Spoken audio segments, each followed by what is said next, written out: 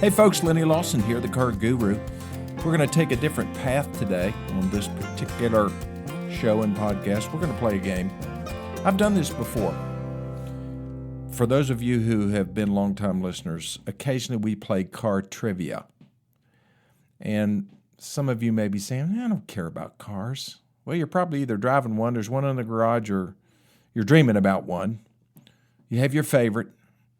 This one lady I ran into at the Mennonite store just on, day before yesterday. I call it the Mennonite store because, well, there are a bunch of Mennonites that run it. And I had ancestors that were Mennonites. They actually were persecuted heavily by the church, by the Catholic Church in particular. And they all ended up migrating to the southern Germany and Austria. And they settled there, and then William Penn, who Pennsylvania is named after, heard about them, gathered a bunch of them up, and took them to western Pennsylvania, and then my family migrated down from there, and more than likely, they were Mennonites, or at least Quakers. I don't think they were Amish. But anyway, that's where we are. The Mennonite store, that's where I started this. I go to the cashier. She looks up. She said, "You're Lenny Lawson, aren't you?" And I said, "Yes, I am." She said, "I bought a car from you in 2002. Ding dong. "You did?" "Yes, I did. And it's still out there in the parking lot." I said, "Wow, you've kept it a long time." "Yeah, and it has 330,000 miles on it." I said, "That's a lot of miles. What is it?" She said, "It's a Chevy Trailblazer." I said, "You know what? That engine in that Chevy Trailblazer was an inline six-cylinder. And, inline six-cylinders are inherently very smooth operators. And I believe it was an overhead cam as well, which was pretty sophisticated for old GM. They were able to basically take off two cylinders and turn it into a four-cylinder. And it did really well in the Chevy Colorado. I think that was the only thing they used it in at that time. But yeah, that inline six was a world beater. Of course, that's figures at General Motors would say, "Well, this is so good, let's stop making it." And then they went to V6s. But anyway, she got 330,000 miles out of that thing, and I said, "If you don't mind my asking, how often do you change your oil?" She said, "Every 3,000 miles." And that is, more frequent than what they recommend now. Back then, that was, 3,000 to 5,000 miles. But the oil changes, maintaining the vehicle. And, she's just going to wear it out. That's what she said. So I thought that was really cool. So anyway, we're going to play car trivia today. And even though that you may not be a car nut, you may still enjoy some of these questions. I bet even you folks who don't know anything about cars will be able to answer the majority of these questions. Like this one. What was the first mass-produced car in the world? Everybody knows that, right? It was the Model T, and it was manufactured by the Ford Motor Company. And Henry Ford and his family were able to take a basic design, a very basic vehicle, and sell millions upon millions of those vehicles, with factories producing Model T Fords all over the place. A lot of people think, well, I guess they just built them in Dearborn, Michigan. Nope. They built them in Europe. They built them in Brazil. They built them in Australia. They built Model Ts everywhere. Lots of times they build the engines in Dearborn, and then they ship engines all over the world. But this was a very widely spread effort. And then the rest of the manufacturers started to catch on. But the company that's credited with inventing the first practical automobile, it was not the Model T. Sorry. And there was a Model A, B, C, D, E, F, and so forth. It took him to T to get it right and to where they could actually sell. But yeah, who is credited with inventing the first practical automobile? It's not Henry Ford. It's a guy named Carl Benz. And Mr. Benz was, it was not, you look at it and you think, okay, that's really a car. It looked like a buggy, and it had not a steering wheel, it just had a tiller, more or less. And that vehicle would motivate down the road, though, and he got credit for the first automobile. Of course, he partnered up with another guy named Mercedes and created the Mercedes-Benz Company, or Daimler-Benz, which at one point became Daimler Chrysler. Do you remember when the Chrysler company was just about belly up? This was before Obama bailed them out, but really before they declared bankruptcy and Fiat bailed them out. They were a part of the Daimler Corporation, which is Mercedes-Benz. And the Daimler Corporation did good things for Chrysler, namely the Chrysler 300 and the Dodge Charger, the Dodge Challenger. All of those vehicles are built on a basic foundation of a Mercedes-designed chassis. Probably why they're pretty decent vehicles. So that's a little Chrysler-Daimler history. Let's see what else we got here. Oh, what car model is most often associated with James Bond? You probably would recognize the thing. You probably don't know what it is, though. It's actually an Aston Martin DB5. A lot of people call it Austin Martin, but that's not what it is. A-S-T-O-N, Martin. And those things are pretty valuable. A 1964 Aston Martin DB5 in good condition typically sells for around, hold on, $878,500 today. The highest selling price for an Aston Martin DB5, and I'll tell you what DB stands for in a minute, was $2.425 million. And I'll tell you this, it has got to be one of the most beautiful cars ever designed. You've seen it in a lot of James Bond movies. I think it was first driven in the movie Goldfinger in 1964 when it was pretty close to being brand new. And then it was in, Casino Royale as well. And it was in the last James Bond. They shot that thing all to pieces. And I was just wondering, they didn't really do that. Really? They wouldn't shoot up a car that's worth $2.4 million. No, it was a dummy car. It's probably a Chevy Impala that they took all the body panels off and put on DB5-looking body panels. Yeah, DB stands for David Brown. He actually built up the company from 1947 onwards. So they just thought they would name a car after him, I guess. So, or at least give it his initials. So that's enough about the DB5 and the Aston Martin name. We'll do some more trivia here in just a minute.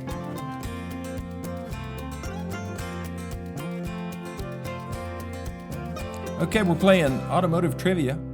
Now, one would think that this next question would be extremely easy. And 90% of the males in the audience, maybe some of the females, will shout out a particular car when I say this question. Here it is. What was the first pony car? Now, some of you are saying, pony car? You mean a car that a pony could ride in? No, that's not what I mean. Pony car is actually an American car classification for, as defined by Wikipedia, affordable, compact, highly styled coupes or convertibles with a sporty or performance-oriented image. Common characteristics include rear-wheel drive, a long hood, a short deck lid, a wide range of options to individualize each car, and use of mass-produced parts shared with other models. My goodness, what a definition. I just thought it was a Ford Mustang. And you would be wrong if you guessed the same thing, although the Mustang made it the most famous, and it's the only one that actually has a pony. Well, maybe not a pony, a Mustang, a wild horse, on the front of it and on the side. No, it wasn't the first pony car, according to the experts. The first pony car to be released was actually, this makes no sense, Plymouth Barracuda. That's a fish. But it went on sale April 1, 1964, 2 weeks before the Ford Mustang. It was released as a fastback coupe based on the platform of a Plymouth Valiant compact car. So then the next pony car to come out would have been the Camaro, the Corvair. Nah, not a pony car. But the Nova-based Chevy Camaro came out in 1967, and then after that, the American Motors came out with one in 1967. It was called the Javelin, built by the American Motors Corporation. It was described as a roomy, peppy, handsome example of the so-called pony car. So then in 1969, the Dodge Challenger was introduced, and then basically that was just an enlarged Barracuda, or Baccaruda, as I used to say. So, there's a lot of companies try to compete with this particular formula. None very successfully. The only one, Japanese, that really kind of stepped on the toes of the automakers, the domestic automakers, with a car like a pony car, and that was the Toyota Celica. Remember those? They were cool cars. I saw a lot of those when I was in school at University of Tennessee, and they were very popular with the ladies. So, that's a little bit of history there, along with a interesting trivia question. So if somebody asks you what the first pony car was, or you ask that at a party to try to fool everybody, well, you probably will. Okay, going down through this list, some of this car technology. This might be helpful. If you have a light that comes on your car and it says abs, does that mean that you need to work on your abs? No. What that means is ABS. Well, what does that acronym mean? It means anti-lock braking system. That's a trivia question. And hopefully a useful one. If that light comes on, there may not be anything wrong with your brakes. More than likely, this is weird, it's your seat belt. Because your seat belts, did you hear my voice go up just then? That was interesting. The seat belts are part of the anti-lock braking safety system because they have seatbelt tensioners built into them. Yeah, there's a little explosive device in your seatbelt that will cinch it, that will tighten it up just as the airbags go off. Interesting little invention, but it makes the whole safety process of airbags work better when you're firmly planted in your seat. One of the good reasons to make sure that your seatbelt is not wrapped underneath your armpit. There may be some of you driving right now, or you've got your whole system, your seatbelt, plugged in behind you. You're sitting on the lap belt, and your back is resting against the shoulder harness. Not smart. Now, I understand what you're trying to do. You want that dinging to go off, that irritating noise, that reminder that is trying to tell you, hey, you really should put your seatbelt on. Come on, put it on. I'm going to keep dinging. I'm going to keep dinging. And then you decide, okay, you've had enough. I had to deal with this with family members. They'd be driving down the road, and I'd hear ding, ding, ding. And I'd say, put your seatbelt on. Oh, sorry. Sorry, Dad. Okay, here's a question for you engine novices. You know that gauge that's right beside your speedometer? Do you ever look at it? I mean, I don't understand why they put that in a Toyota Highlander. I mean, come on. Why does a Toyota Highlander need a tachometer? Do you know what a tachometer is? Do you know what RPM stands for? Well, maybe you can impress your husband or your wife. RPM stands for revolutions per minute. And why is that important? Well, because it's really kind of like it's a dial. It goes from 0, and it might go up to 5,000, 6,000, 8,000, even more. Basically, it's measuring how fast your crankshaft is spinning. And so what has happened in the top of your engine, spark plug has ignited fuel in the cylinder, pushes down on a piston. That reciprocal force is converted to a rotational force. That's really getting deep, isn't it? And that turns your flywheel, which is connected to the transmission, which is connected to the rear diff. Basically, that speed of all that spinning has limits. If it spins too fast, there are engine parts that are going to start flying out of your underneath your hood. Probably not, but occasionally it'll throw a rod or something will come through the side of your engine block because you have overstressed the engine. That's why RPMs are important, but not for a Toyota Highlander. It's usually for sports cars and race cars. So why are they still putting it in there?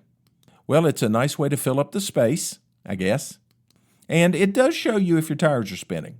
I mean, if you're a front-wheel drive vehicle and you've got a tach and all of a sudden they start spinning, now RPMs are going to shoot way up, but now you're going to hear it as well. So you get a visual and an audible sensation. But in truth, totally unnecessary. It's superfluous. But it's there, and you need to know what it is. You know, if you accidentally leave your vehicle in first. I was driving an automatic the other day, and it had this gated shifter. It was just kind of weird. It wasn't something that we sell. It was somebody else's car. I actually had the vehicle in first. I thought I had it in drive. So I'm going down the road, and it's going, I mean, it's really rearing its head. I look at the tach, and I'm up around 6,000 RPM. I said, whoops. So I looked over at the gear shift, and I put it back in drive, and it settled down. The RPMs will tell you that. Okay, what is the next trivia question? What classic car is known for its gull-wing doors and a stainless steel body? Now, most people will get that, especially young people, if they've watched Back to the Future.